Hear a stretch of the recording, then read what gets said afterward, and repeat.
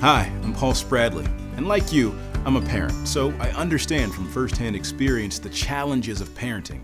The Pittsburgh Child Guidance Foundation is here with help from some extraordinary partners, both experts and those with lived experiences. It is my pleasure to welcome you to this video series, Building Brighter Futures, helping your kids get ready for school. This series was produced by the Pittsburgh Child Guidance Foundation. This nonprofit organization works to help children and teens who find themselves and their families in difficult situations. We want to help young people live their best lives, to be hopeful about their futures, and to know that they're not alone as they rise to overcome the challenges life has thrown their way. We know that to help children and teens overcome these challenges, we need to involve the entire family. Regardless of your circumstances, your children need your help. From my own experience, I know these truths. Parenting is hard, but it is extremely rewarding. We're all juggling a lot of responsibilities. As your child's first teacher, we want to remind you of the importance of starting their education as babies. With this Building Brighter Future video series, our goal is to help you find ways to incorporate good practices into your everyday life. We invite you to enjoy these videos and put these parenting tips into practice. Remember that you are your child's first and most important teacher. Together, let's build brighter futures for our children. Enjoy. If you haven't visited your local library lately, you don't know what you're missing, and believe you me, you could be missing a lot. In this video, you will meet two passionate librarians who highlight the many free services that they provide. We all know that you could borrow books, but did you know that you can get hotspots, computer access, borrow toys, tools, and baking supplies, videos, and so much more? Some libraries even have social work students from the University of Pittsburgh who can help you file for unemployment or complete housing applications. Libraries offer free classes. You can polish your skills by taking a class or updating your resume. Score free tickets for your family to arts programs by using the Rad Pass. And if you haven't visited your local library recently, you don't know what you're missing. Let's hear from Erin Pierce and Aaron Tobias. Well, libraries have really been transforming over the last several decades. What used to be, I think, a quiet, staid place is now a vibrant community hub where we really focus on providing lifelong learning opportunities from people from birth the whole way through their lives.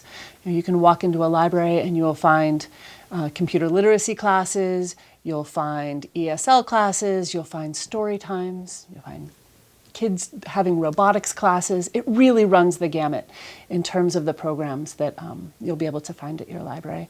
In terms of collections, everybody thinks about checking out books while they're in a library, which is true. We check out lots of books, but also most libraries are able to lend out hotspots or Chromebooks so that you have devices that you can take home and do story times. We'll focus on those literacy skills for the 2 to 3-year-old crowd, where we do lots of singing and playing.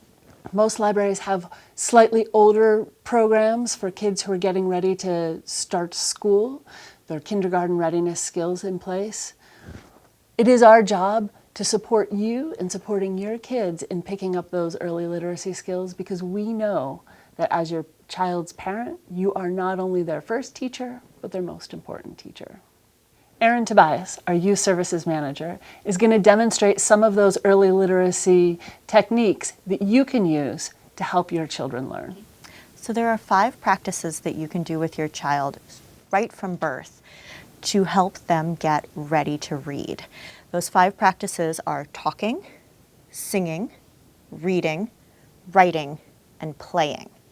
So talking, having conversations with your child, you can do from the time that they are born, while they're lying on the table getting their diaper changed, just having a conversation with them, teaching them how to go back and forth in conversation.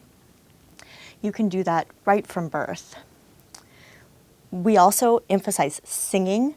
When you sing with a child, you teach them how to make movements with their hands with songs. You are slowing down language, whether you're singing in English or in another language, if you have another language that you speak at home. It really helps slow down language so that children can hear the different parts of a word The itsy bitsy spider helps slow it down so that they can hear the different parts of a word. So when they start trying to read, they can break words down and sound out different letters as they learn to read on their own when they start school. The next one, reading. You can start with board books from a very young age.